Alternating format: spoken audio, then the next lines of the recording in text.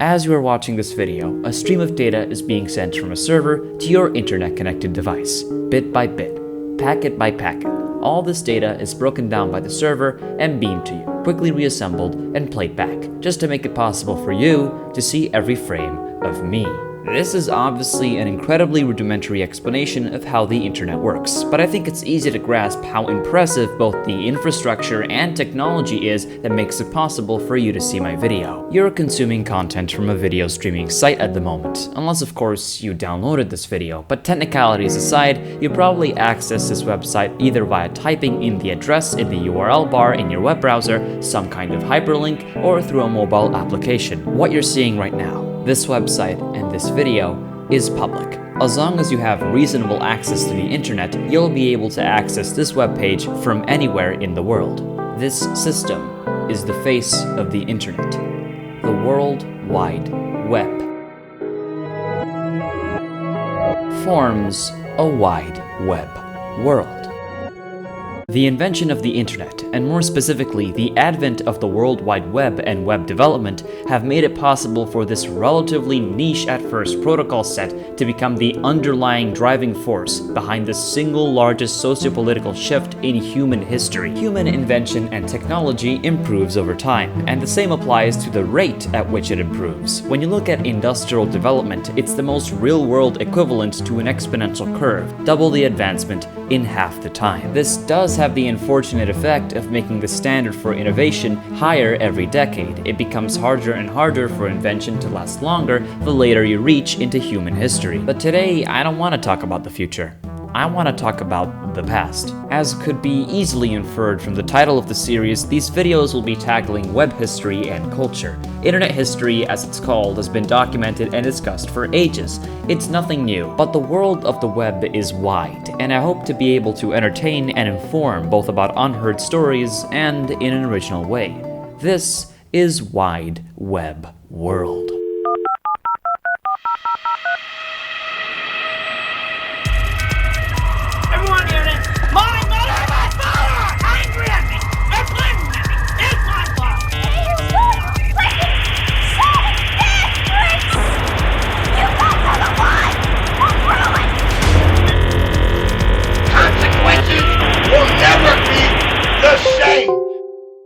So, let's begin where it all starts. It's 1989. A man named Tim Berners-Lee has just invented the World Wide Web. Now, a lot of people get confused between the internet and the web. In the simplest way possible, the internet existed far before the web, as it's just the protocols that allow computers to share information. The web is simply another way of using these protocols to carry web pages written in HTML along with the hypertext transfer protocol, both of these being invented by Tim Berners-Lee and his team. One accesses the web with a web browser. Once you're connected to the internet, all you have to do is type in the address of the website to access it. These are URLs, or Uniform Resource Locators. A URL is split into two sections, the protocol and the domain. This inputted address is sent over to a DNS server, which resolves it to the actual IP address of the server you're trying to access. The web page is sent back to you, and success! You've just browsed the web. Of course, it's also possible to access websites via hyperlinks, yet another feature of the web. In HTML, I can link other local web pages on my website, or I can link completely different websites, adding to the ease of use. Needless to say, this new invention was revolutionary. I don't think there really is a word in the English dictionary that can describe the importance of the web protocols. But 1991 is the year everything changed. For the first time,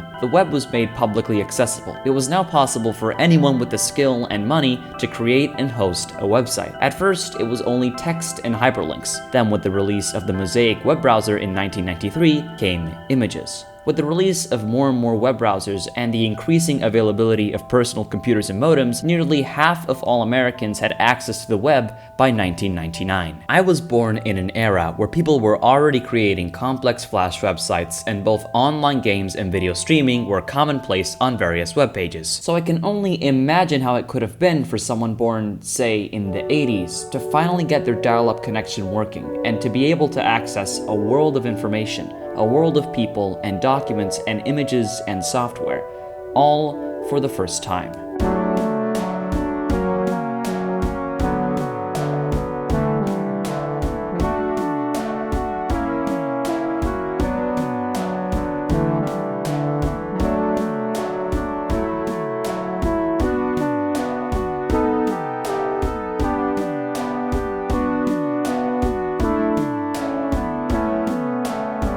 hope you enjoyed this introductory episode to Wide Web World, my internet history series. More videos in this series are coming, so please subscribe to make sure you're notified when they do. Besides that, I'm Denshi, and goodbye.